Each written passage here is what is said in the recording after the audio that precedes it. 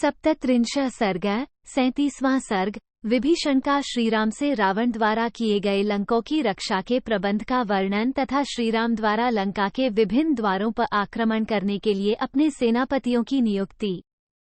शत्रु के देश में पहुंचे हुए नरराज श्रीराम, सुमित्रा कुमार लक्ष्मण, वानरराज सुग्रीव, वायुपुत्र हनुमान, ऋक्षराज जाम्बवान, राक्षस विभीषण, वालिपुत्र अंगद, शरभ, बंधु, बांधवोंसहित सुषेण, मैंद, द्विविद, गज, गवाक्ष, कुमुद, नल और पनस, ये सब आपस में मिलकर विचार करने लगे।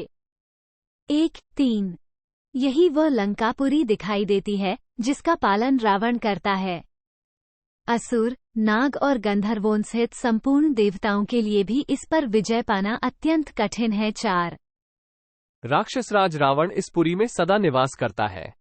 अब आप लोग इस पर विजय पाने के उपायों का निर्णय करने के लिए परस्पर विचार करें। 5 उन सबके इस प्रकार कहने पर रावण के छोटे भाई विभीषण ने संस्कारयुक्त पद और प्रचुर अर्थ से भरी हुई वाणी में कहा। 6 मेरे मंत्री अनल, पनस, संपाति और प्रमति, ये चारों लंकोपुरी में जाकर फिर यहां लौट आए हैं। 7 ये सब लोग पक्षी का रूप धारण करके शत्रु की सेना में गए थे और वहां जो व्यवस्था की गई है उसे अपनी आंखों देखकर फिर यहाँ उपस्थित हुए हैं। 8 श्रीराम, इन्होंने दुरात्मा रावण के द्वारा किए गए नगर रक्षा के प्रबंध का जैसा वर्णन किया है उसे मैं ठीक ठीक बताता हूँ, आप वो सब मुझसे सुनिए। 9 सेना सहित प्रहस्त नगर के पूर्व द्वार का आश्रय लेकर खड़ा है। महापराक्रमी महापार्शव और महोदर दक्षिण द्वार पर खड़े हैं। 10 बहुसंख्यक राक्षसों से घिरा हुआ इंद्रजित नगर के पश्चिम द्वार पर खड़ा है। उसके साथ ही राक्षस पट्टिश, खड्ग, धनुष, शूल और मुदगर आदि अस्त्र शस्त्र हाथों में लिए हुए हैं। नाना प्रकार के आयुध धारण करने वाले शूरवीरों से घिरा हुआ वो रावण कुमार पश्चिम द्वार की रक्षा के लिए डटा है। स्वयं मंत्रवेता रावण, शुक, सारण आदि कई सहस्र शस्त्रधारी राक्षसों के साथ नगर के उत्तर द्वार पर सावधानी के साथ खड़ा है। वो मन अत्यंत उद्विग्न जान पड़ता है। 12-13 विरूपाक्ष शूल, खड्ग और धनुष धारण करने वाली विशाल राक्षस सेना के साथ नगर के बीच की छावनी पर खड़ा है। 14 इस प्रकार मेरे सारे मंत्री लंका में विभिन्न स्थानों पर नियुक्त हुई इन सेनाओं का निरीक्षण करके फिर शीघ्र यहाँ लौटे हैं।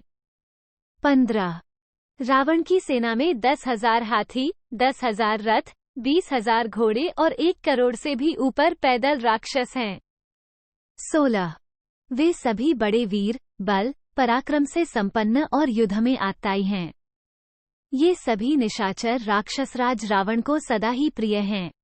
17 प्रजानाथ, इनमें से एक राक्षस के पास युद्ध के लिए 10-10 लाख का परिवार उपस्थित है। 18 महाबाहु विभीषण ने मंत्रियों द्वारा बताए गए लंका विषयक समाचार को इस प्रकार बताकर उन मंत्री स्वरूप राक्षसों को भी श्रीराम से मिलाया और उनके द्वारा लंका का सारा वृतांत पुनः उनसे कहलाया।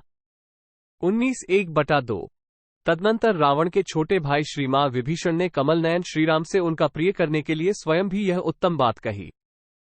20-1/2 श्रीराम, जब रावण ने कुबेर के साथ युद्ध किया था उस समय 60 लाख राक्षस उसके साथ गए थे।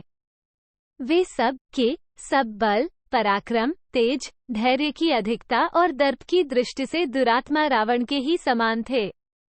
21-22 मैंने जो रावण की शक्ति का वर्णन किया है इसको लेकर न तो आपको अपने मन में दीनता लानी चाहिए और न मुझ पर रोष ही करना चाहिए।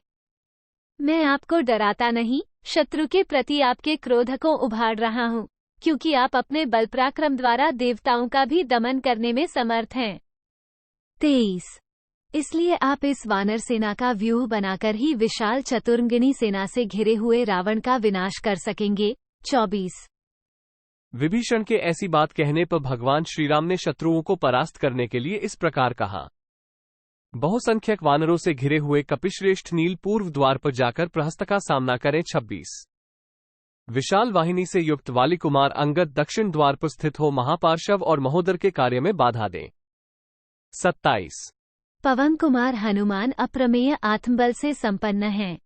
ये बहुत से वानरों के साथ लंका के पश्चिम फाटक में प्रवेश करें। 28 दैत्यों, दानव समूहों तथा महात्मा ऋषियों का अपकार करना ही जिसे प्रिय लगता है, जिसका स्वभाव क्षुद्र है, जो वरदान की शक्ति से संपन्न है और प्रजाजनों को संताप देता हुआ संपूर्ण लोकों में घूमता रहता है।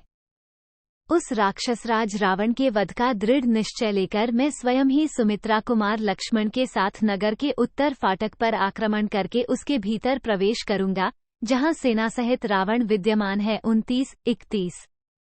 बलवान वानरराज सुग्रीव, रीछों के पराक्रमी राजा जाम्बवान तथा राक्षसराज रावण के छोटे भाई विभीषण, ये लोग नगर के बीच के मोर्चे पर आक्रमण करें। 32। वानरों को युद्ध में मनुष्य का रूप नहीं धारण करना चाहिए। इस युद्ध में वानरों की सेना का हमारे लिए यही संकेत या चिन्ह होगा। 33। इस स्वजन वर्ग में वानर ही हमारे चिन्ह होंगे। केवल हम 7 व्यक्ति ही मनुष्य रूप में रहकर शत्रुओं के साथ युद्ध करेंगे। 34। मैं अपने महातेजस्वी भाई लक्ष्मण के साथ रहूंगा और ये मेरे मित्र विभीषण अपने 4 मंत्रियों के साथ 5वें होंगे। इस प्रकार हम 7 व्यक्ति मनुष्य रूप में रहकर युद्ध करेंगे। 35। अपने विजय रूपी प्रयोजन की सिद्धि के लिए विभीषण से ऐसा कहकर बुद्धिमान भगवान श्रीराम ने सुवल पर्वत पर चढ़ने का विचार किया। सुवल पर्वत का तट प्रांत बड़ा ही रमणीय था, उसे देखकर उन्हें बड़ी प्रसन्नता हुई। 36। तदनंतर महामना महात्मा श्रीराम अपनी विशाल सेना के द्वारा वहां की सारी पृथ्वी को आच्छादित करके शत्रुद्ध का निश्चय किए बड़े हर्ष और उत्साह से लंकों की ओर चले। 37।